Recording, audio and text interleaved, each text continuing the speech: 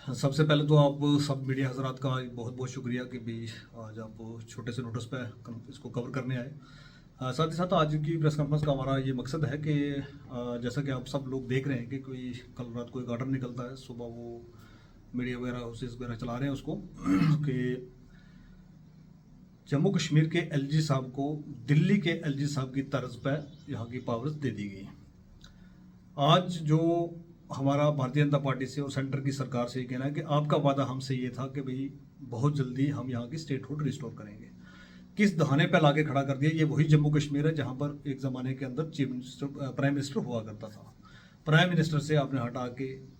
Chief minister पे लाया और चीफ मिनिस्टर से हटा के स्टेट के दो टुकड़े किए, दो यूटीज़ में डिवाइड किया और आपने संसद के अंदर खड़े होके भारतीय जनता पार्टी के बड़े बड़े लीडर्स ने ये वादा किया था जम्मू कश्मीर के लोगों से, जम्मू कश्मीर की आवाम से कि हम बहुत जल्दी जम्मू कश्मीर के हालात को ठीक कर देंगे। बहुत जल्दी जम्मू कश्मीर के लोग जो हैं बहुत वो पता नहीं मेन स्ट्रीम के साथ आगे और पता नहीं किस किस तरीके से और दूध और शहद की नदियाँ बहेंगी यहाँ पर कोई बेरोजगार नहीं रहेगा, यहाँ पर कोई महंगाई नहीं रहेगी, यहाँ के हालात बिल्कुल ठीक कर दिए जाएंगे। और ये सारी चीज़ें बता के यहाँ पर जो हमारा स्पेशल स्टेटस था, आज स्पेशल स्टेटस के लिए बिहार जैसी स्टेट लड़ रही है कि हमें स्पेशल स्टेटस मिलना चाहिए। और हमारी बदकिस्मती देखिए कि एक स्पेशल स्टेटस वाली स्टेट, फुल फ्लेज स्टेट को तोड़ के दो यूटीज़ में कन्वर्ट कर दिया गया और इस वादे के साथ कि हालात ठीक करेंगे हम और हालात ठीक करते ही आपको स्टेटहुड का दर्जा वापस देंगे। तो आज पता लगता है कि भाई पता चल रहा है कि ये भारतीय जनता पार्टी नहीं, भारतीय कितनी बड़ी झूठी पार्टी है कि भाई अपनी ही बात जो संसद के अंदर, संसद को हम मंदिर की तरह मानते हैं कि भाई कंट्री का सबसे बड़ा मंदिर जिसके अंदर जो है लोगों के लिए फैसले लिए जाते हैं और लोगों की अच्छाई के लिए काम किया जाता है, तो उसके अंदर खड़े रह के आप ये बयान देते हैं कि भाई हम जल्द ही स्टेटहुड रिस्टोर करने वाले हैं। अभी मोदी जी पीछे कश्मीर आए और उन्होंने कहा जी बिल्कुल अब हालात ठीक हो गए हैं, हम इलेक्शन भी करवा रहे हैं और आपको बहुत जल्दी स्टेटहुड का दर्जा भी दे रहे हैं। तो वो सारी चीज़ें एक तरफ और दूसरी तरफ जो है आप एलजी साहब को यहाँ पर जो है फुल पावर्स के साथ बढ़ाना चाहते हैं। इससे दो बातें क्लियर होती हैं। एक तो भारतीय जनता पार्टी को ये पता लग गया है कि भाई जम्मू कश्मीर के अंदर हमें असेंबली इलेक्शन जो आने वाले हैं, जो कोर्ट की डायरेक्शन पे हमें करवाने पड़े हैं, क्योंकि कोर्ट ने डायरेक्शन दी है कि भाई सितंबर से पहले इलेक्शन करवा के वहाँ का जो है सबमिट करवाएं। तो कोर्ट जाना पड़ा इलेक्शन करवाने के लिए, यहाँ की जमहूरियत को बहाल करने के लिए, यहाँ की डेमोक्रेसी को बहाल करने के लिए, लोगों को ये हक जो अपने वोट का एक अरादी हक था उसको हक को लेने के लिए भी हमें कोर्ट जाना पड़ा। और कोर्ट जाने के बाद जब इलेक्शन आपकी मजबूरी बनी कि आप तो सुप्रीम कोर्ट के आगे तो कुछ कर नहीं पाएंगे, आपको इलेक्शन करवाना पड़ेगा, तो आपने क्या किया कि दिल्ली के तर्ज अमल पर सारी की सारी ताकतें, सारी की सारी पावर्स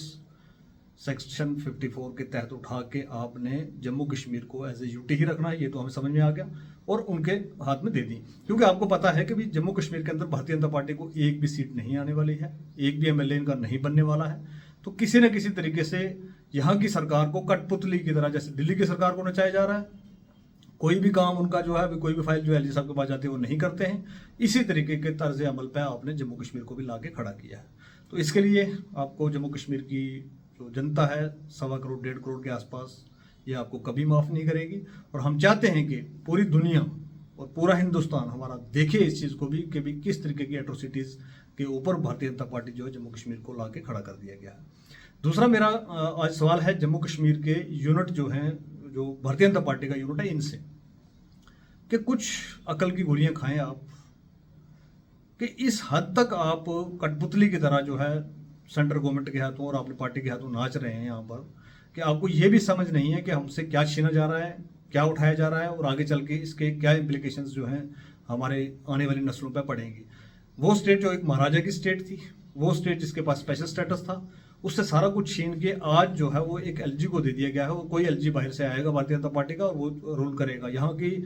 इलेक्शन का या असेंबली इलेक्शन का तो अब मेरे हिसाब से कोई मतलब ही नहीं रहा है कि भाई असेंबली इलेक्शन से तो बेहतर था कि ये यूटी विदाउट लेजिस्लेटर कर देते, तो वो भी इनके लिए ठीक था, क्योंकि रूल तो इन्होंने दिल्ली से बैठ के करना है। जम्मू कश्मीर के लोगों की किस्मत को तो दिल्ली से बैठ के लिखना है। और गिला इन लोगों से है जो हमारे लोग हैं, भारतीय जनता पार्टी के जो यहाँ के लोग हैं, ये अपना रेजिग्नेशन क्यों नहीं पेश कर रहे हैं, क्या सोच के बैठे हुए हैं। सोच के मान के चलिए, जो कि होने वाला नहीं है, किसी हालत में नहीं होने वाला, क्योंकि ये भारतीय जनता पार्टी के इंटरनल असेसमेंट भी और वो सारी चीज़ें भी जो है, ये लोग जो जम्मू कश्मीर के निवासी हैं, भारतीय जनता पार्टी के साथ जुड़े हुए हैं। ये भारतीय जनता पार्टी का जम्मू कश्मीर का जो यूनिट है, ये क्यों नहीं इसके ऊपर बात रख रहा है? पहला सवाल तो मेरा ये है। दूसरा सवाल ये है कि भाई कहाँ है आज एनसी, कहाँ है पीडीपी, कहाँ है कांग्रेस? क्यों नहीं इसके ऊपर बात की जा रही है? जिस स्टेट को ये वादे के साथ आपने यूटीज में कन्वर्ट किया था कि हम बहुत जल्द यहाँ का स्टेट हुड रिस्टोर करेंगे, आज उस स्टेट को जो है फुल फ्लैग तरीके से एलजी के हवाले कर दिया गया है। और एलजी साहब की कार्यशैली पिछले 4 साल 10 साल किस तरीके से रही है वो आपके सामने है, उसके लिए कुछ कहने की जरूरत नहीं है। और आज की हमारी प्रेस कॉन्फ्रेंस का मेन मकसद यही था कि यहाँ के जो यूनिट है, भारतीय जनता पार्टी का जो यूनिट है, उससे सवाल पूछा जाए कि भाई आप किस ख्वाब ख्याल में जो है वो अभी इंतजार कर रहे हैं, आप क्या सोच रहे हैं कि भाई पावर सारी अगर एलजी साहब के पास रहेंगी तो यहाँ की चुने हुए नुमाइंदों का, चुनी हुई सरकार का, चुने हुए चीफ मिनिस्टर का क्या काम रहेगा, ये ज़रा हमें कोई समझा दे।